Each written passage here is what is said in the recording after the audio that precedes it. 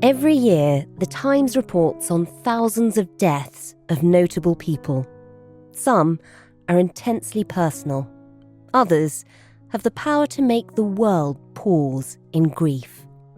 2022 will be remembered for some of those moments.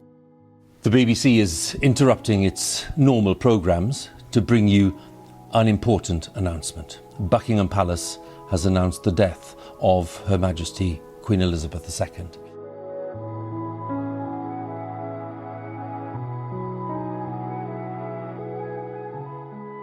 Alongside Her Majesty, we lost a host of giants this year, from Madeleine Albright to Sidney Poitier, Mikhail Gorbachev to Meatloaf, Shinzo Abe to Olivia Newton-John. When the news breaks of the death of a famous person, one particular corner of the newsroom comes into its own. The obituary writers chronicle the life and times of some of the most notable people in history. So what's it like to be on the obituaries desk when the news comes in of one of the most historically significant deaths in living memory? Well, today's host can tell us. She's Anna Temkin, Deputy Obituaries Editor of The Times. Alongside very well-known figures, every day she and her team cover the lives of many less well-known, though no less fascinating characters. She'll host today's episode and introduce us to some of them. You're listening to Stories of Our Times from The Times and The Sunday Times. I'm Manveen Rana. Today, a life well lived, remembering those we lost in 2022 with Anna Temkin.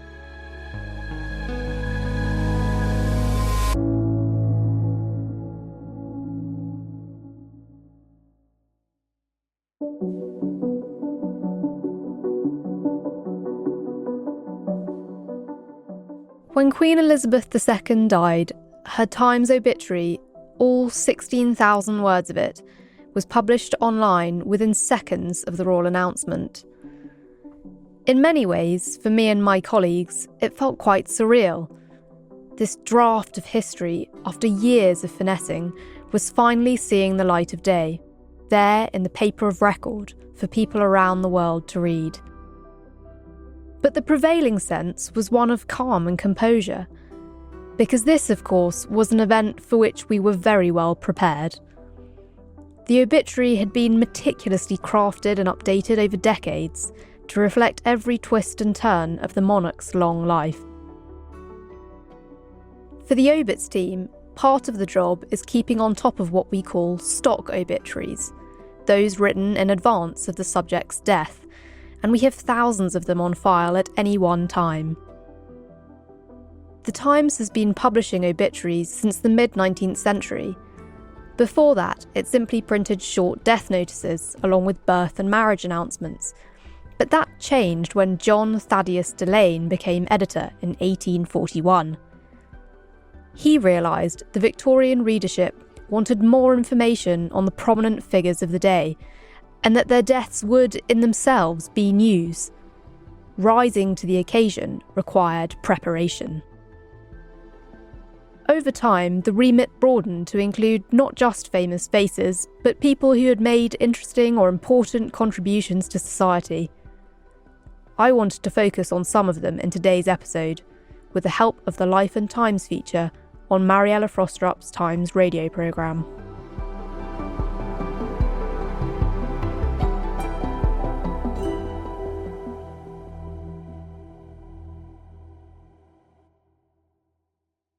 Let's turn first to the American pilot Gail Halvorsen, better known as the Candy Bomber because of the part he played dropping chocolates and chewing gum to hungry children in the Berlin airlift after the Second World War.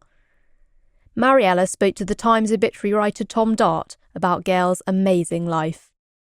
Western allies and Russia were in a dispute over the future of Germany, and the partition was causing an increasing amount of tension between the war allies. And in 1948, after the introduction of the Deutschmark, the Russians began a blockade of partitioned West Berlin, meaning that there was an incipient humanitarian crisis with the risk of the population starving and being deprived of essential supplies like medicine. And so Britain and the US quickly initiated air supplies landing in Berlin's Tempelhof airport. And ultimately, over 11 months of the blockade, 278,000 arrivals of supplies kept the people in Berlin alive. And Gail was a US Air Force cargo pilot in Alabama when he heard of this, and he volunteered to take part in the operation. And that was when he arrived in Berlin with 20,000 pounds of flour, and then saw the children at the end of the runway and wandered over to talk to them. And that was how it all began. I think that the story took a slightly interesting turn as well when a reporter got involved and a chocolate bar. That's right. So Gail Halvorsen, he was at the fence at the end of the runway in Berlin talking to these German children, and he was very impressed by their maturity when he was talking to them, and he decided to give them whatever he had in his pockets, which was 2 sticks of gum, which he broke in half and gave them. And there was about 30 children, but there was only 4 pieces of gum. And of course, the children who got the gum were delighted because it was a rare treat, given how deprived the situation was and how little food they had. And certainly didn't have treats like sweets and candies. And so he resolved to come back the next day when he was going to make another landing with more supplies. Came up with the idea of dropping chocolate and sweets in little parcels with handkerchiefs as a parachute. And so he did this. He said, "Look out for my plane when I'll wiggle the wings just before we land," so the children would know it's him. Then watch out for the parachutes of chocolate kind of dropping down. And it was such a great success with the children that he did it again with his crew and pooling their rations the next week. And the crowd of children grew, and they started writing letters to his base, addressing him as Uncle Wiggly Wings and the Chocolate Flyer. And he was getting a bit worried because he hadn't asked permission from his superiors to do this. So he was thinking that he might get in trouble. So he was going to make one final drop. And after that, he got called into a meeting at his base near Berlin. His commanding officer was holding a German newspaper and was saying, "Look at this.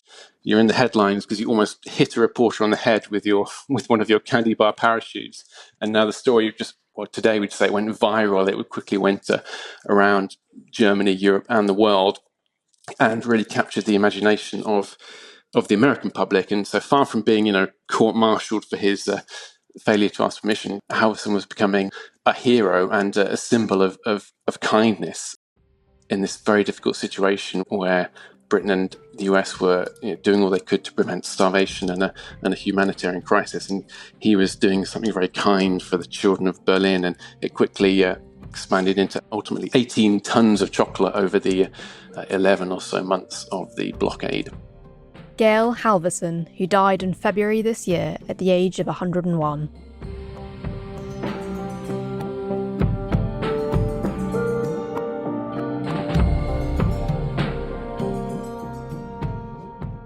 Regular readers of the paper will know that Times obituaries are unsigned.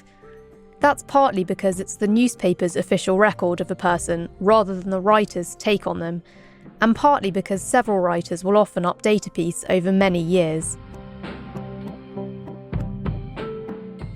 Now on to our next unsung hero. The mathematician Shirley McBay was the first African American to receive a doctorate from the University of Georgia. Growing up, she witnessed lynchings outside her front door and went on to devote her life to encouraging diversity in science and maths education.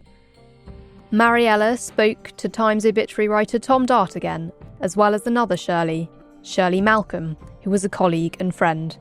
Let's hear from her first. She was tough. She was exacting. She was committed. She was passionate. And it was an honor to work with her because that was someone who really believed that we could make a difference and set out to do that. We were both born in the South. We both grew up during the Jim Crow era. We went to schools that were under-resourced.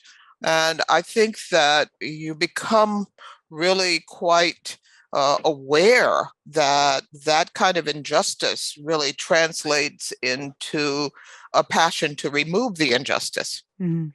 Tom, she was born in 1935 in Georgia. What do we know about her experiences growing up in this racially segregated state? Yeah, she witnessed several horrifying racist incidents. When she was 5, there was a African American who'd been wrongly accused of raping a white woman who was being lynched, dragged behind a Model T Ford to his death, and his body was dumped outside the courthouse. One of her cousins drowned in the local river because the swimming pool there was whites only, so the only option for black people was to swim in a dangerous river. And 2 of her cousins fled to Florida, fearing they'd be lynched after they got into an argument with a white woman at a grocery store. So it was an atmosphere of violence and racial tension that she grew up in when she was young. And even when she went to university in Georgia, there was still race riots when that university was integrated, led by the Ku Klux Klan. So a very tough racial environment to grow up in. And she was a maths prodigy, I believe, at just 10 years old. Where did her talent take her, and how hard was it for her to follow her skills? Yeah, she was brilliant at maths from an early age. She was doing a year's worth of the maths curriculum in a couple of weeks, standing on a stepladder or a kind of box to reach the blackboard when she was doing equations, because the blackboard was too high and she was so short because she was so young and in a class with older people. So she was clearly very gifted. She ended up getting master's degrees in maths and also chemistry before she went to the University of Georgia to get her doctorate in maths. And Shirley, she was the first black student to receive a doctorate from the University of Georgia. I mean, it's an incredible feat in itself, but also must have required great fortitude and bravery on her part, because as Tom just said, this was a time when there were riots over black students being accepted. So how did that shape her, do you think? I think that it just increased her resolve. She knew that she wanted to finish her degree, and she lived with a black family that was nearby, and she was doing all this while trying to balance her life as a wife and mother. To realize it did not take her very long at UGA to get her PhD in mathematics. And remember that in addition to being the first Black to get a PhD, she was the first woman that came out of that department, which is really amazing when you're thinking about these kind of what we call the double bind of trying to deal with both of these aspects at the same time. Outside of her work, what was she like as a woman? She was fun. She wasn't just a professional colleague, she was a friend. And sometimes we decided that on our lunchtime, to when I was with her at the National Science Foundation, that we would go into her office, we would close the door and play whist. And that would be the way that we would unwind. That we would relax. A bite of the sandwich, a play of the cards. I love it. That's such a great image. Tom, tell me a bit about her campaigning successes. I mean, she became a prominent advocate for underrepresented groups in STEM subjects. She talked a lot about why advocates like her were and still are necessary. And I think she even produced an influential investigation at one university. That's right. She was Dean of Students at MIT in Massachusetts, and in 1986, she produced a quite influential report examining the racial atmosphere and the climate. And the report revealed quite a lot of structural racism. Black students felt isolated. They felt they were being stereotyped. There were incidents of professors and students who believed and sometimes openly said that Black people were not suited to subjects like maths and engineering because they supposedly lacked spatial awareness. So some shocking findings of serious levels of racism on that campus. And it was one of the first introspective reports commissioned by American University into racial climate on campus at the time. She also addressed a congressional committee in 1985, pointing out that year in 1985, only 7 Black people in the US got doctorates in maths. And at that time, there were 29 million Black people in the US, so shockingly underrepresented. Just finally, Shirley, how will you remember your friend and colleague, Shirley McBay, aside from in the secret whist room? I will always remember her on May the 4th, which is her birthday, but it is also my younger daughter's birthday. And she was so thrilled that Lindsay and she shared a birthday, and she says, of course, she will be excellent in mathematics, and she is. But in fact, Lindsay went to MIT and is MIT grad. And so she was thrilled at this. And I will always remember her on Lindsay's birthday. Shirley McBay, who died aged 86.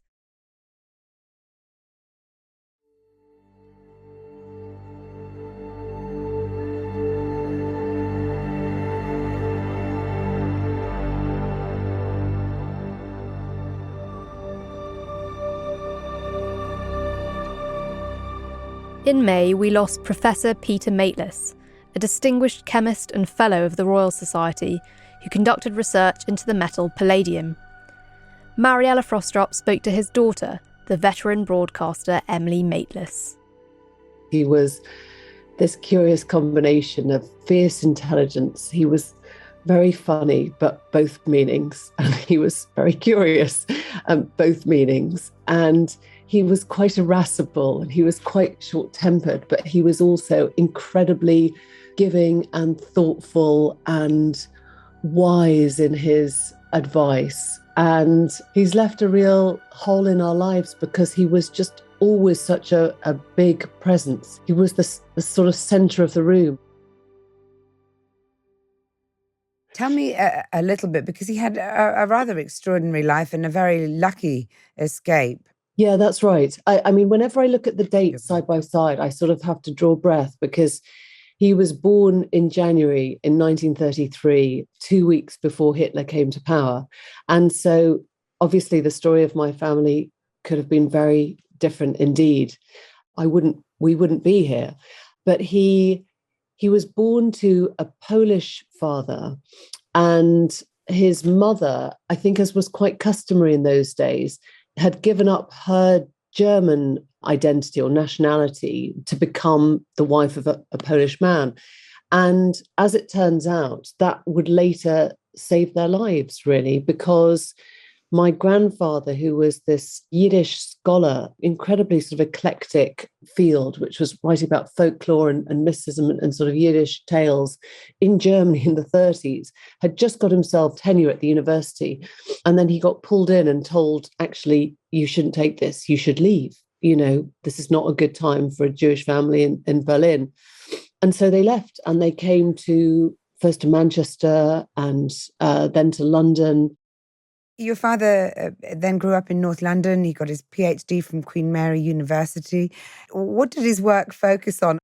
His work centered on palladium. He wrote a book called The Organic Chemistry of Palladium, and it was about the widespread use of palladium as a catalyst, and it was how it was kind of used in industrial processes involving hydrogen.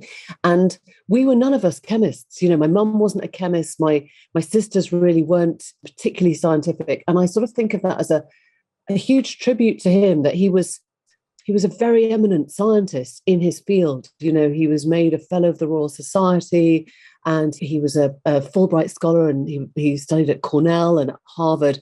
And yet, actually, he sort of never foisted it on any of us. His interest went much wider than his work. We asked him his great loves. He'd say Maria Callas and opera and requiems of Verdi and Mozart. And he was wonderfully knowledgeable at art, and his sort of student friends would all turn up at these extraordinary places. There was a story that somebody told in his funeral of how he'd worked out when he was a student at Birmingham University that he could get to see Maria Callas at Covent Garden Opera by helicopter, because one of the helicopter companies was offering £5 tickets for students. And so he dutifully turned up, at Birmingham Airport and got helicoptered in to watch Maria Callas at Covent Garden Opera for the princely sum of £5. And he was the only person on the helicopter.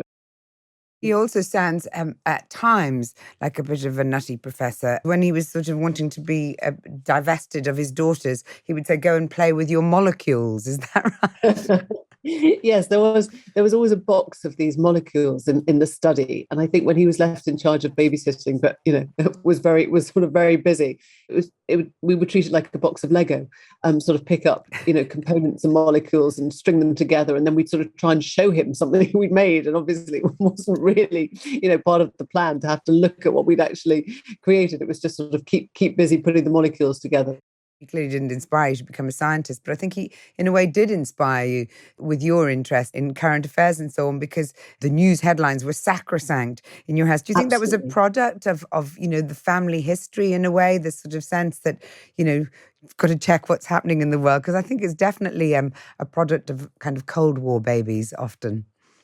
It's such an interesting thought, Mariella. I hadn't thought of it like that, in the sense that you actually have to stop what you're doing in case war is going to be announced. I mean, yeah, I never thought of it like that. I just thought of, he's definitely passed it on to me.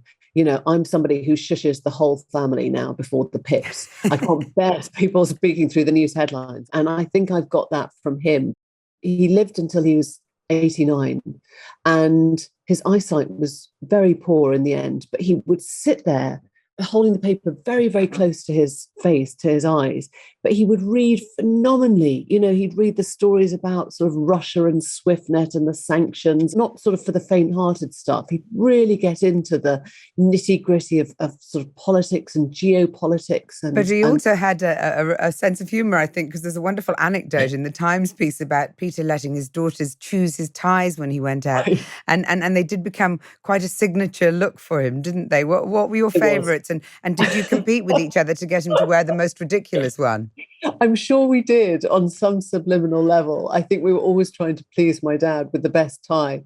He sort of dressed like a modest professor of chemistry in every other way except for the ties, and they got sort of louder and brasher and more wonderful. I remember sort of silken birds of paradise, those explosive orange flowers, and then we'd have sort of chili peppers. I think one of us got marijuana leaves onto him at one stage. And then there was one that was a sort of Hermes tie which started off as clouds and became sheep. It was like some sort of weird Freudian dream. And so he was very conventionally dressed, except for his ties, which became, his sort of sartorial identity and the talking point when he would be out at these very proper and quite serious chemical dinners or conferences. And he'd say, "Oh yes, my daughters chose this," and he was terribly proud of whatever we'd come up with. Emily Maitlis talking about her father, Professor Peter Maitlis, who died in May, aged 89.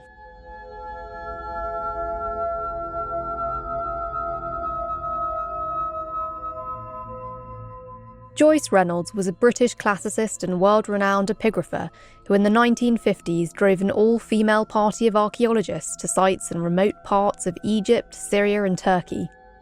Fellow classicist Professor Mary Beard was a student of Joyce's, as well as latterly a colleague. I remember very vividly how she scared the life out of me when I was a student. She had incredibly high standards. She really pushed us. But I think what was great about Joyce was that at the same time that she scared us, she also managed to convince us that she was really on our side, that she was batting for us, that she was wanting us to do better and better and better. Actually, sometimes she wanted us to beat the blokes, I think. And so it was a combination of extraordinary love and compassion with incredibly and impossible to reach high standards. You mentioned that it was something to beat the blokes with, possibly at times. She was quite a strident feminist, and quite a pioneering one in a way, wasn't she? Yeah, she was a feminist. She was at Newnham, my college in Cambridge, which was an all-women's college. And at that time, when I was a student, only 12% of students in the University of Cambridge were women. And Joyce was absolutely determined that we'd triumph. So it was stick and carrot, but always with this idea that she wanted women to show that they could do not just as well as men, but better. Tell me a bit more about Joyce's expertise in Roman epigraphy. What is epigraphy to start with, and why is it important? Well, her specialism was inscriptions, that is, Roman texts, whether they're written in Greek or Latin, written on stone. They're inscriptions that can be anything from milestones to blogs was here, to letters proudly inscribed from a Roman emperor. It's called epigraphy because it's something which is written on something. And it's hugely important in terms of the study of ancient history because it gets us underneath and beyond what rather usually posh Roman historians said about themselves. So we see much more in epigraphy about the ordinary people who might scrawl their names on a wall at Pompeii, but we also see a lot more of the administrative documents that somebody took the trouble to inscribe on a stone and then display in public. And you can look at the names of people and you can say, what kind of people are these? Are these Romans or are they native-born Libyans or who are they? So you get a much richer social history from the ancient world if you include the stuff that they left behind and inscribed on stone. And there's loads of it to discover still. And so why Joyce was going off through the desert, sometimes on her own, sometimes with Olwen Brogan, was to try to find more of these texts, which had just been neglected and not discovered. Didn't she find a lot of texts in Pompeii that were pretty sexually graphic, but sort of barely batted an eyelash? And what did that tell? What did that tell us about those ancient Romans? I have to say that in the last period of her life, she was working on some graffiti scrawled in the wall of one house on Pompeii. And some of them were, I have to say, extremely rude. And Joyce was unfazed. I'm not always sure if Joyce realised quite how rude they were, but she was certainly unfazed. But it was one way into thinking, how were people talking about sex then? How did men and women, or men and men, or women and women, how do they communicate? How do they insult each other? So you're beginning just to lift the lid a little on what the ordinary people, sometimes free people, sometimes the enslaved people, were scrawling on the walls of this house. And sometimes you get a hint of what they might have been getting up to. She clearly had a big made a big impression on you. You began a fund in Joyce Reynolds' name to pay for underprivileged students' living expenses, and in the field of classics, women are still pretty underrepresented. So how important was it for you personally to have a figure like Joyce in your life? Things are getting better for women in classics and other minority groups. They are getting better, but there's still a long way to go. And I think Joyce just put iron in the soul. You know, she made us all think that whatever we wanted to do, and that didn't actually have to become an academic, but it could go into business or stand-up comedy or whatever, we could do it better than we thought we could. And I think it was the impossibly high standards that gave us something to really try to live up to. I mean, she was tough, but she was wonderfully pleased when we did well. Professor Mary Beard talking about Joyce Reynolds, who died in September, aged 103.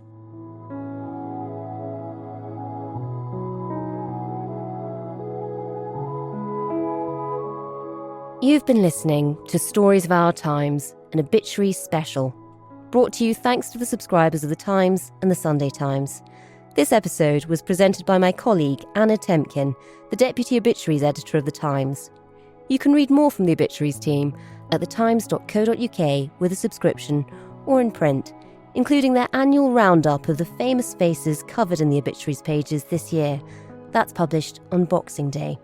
And Mariella Frostrup is on Times Radio Monday to Thursday from 1 to 3 p.m.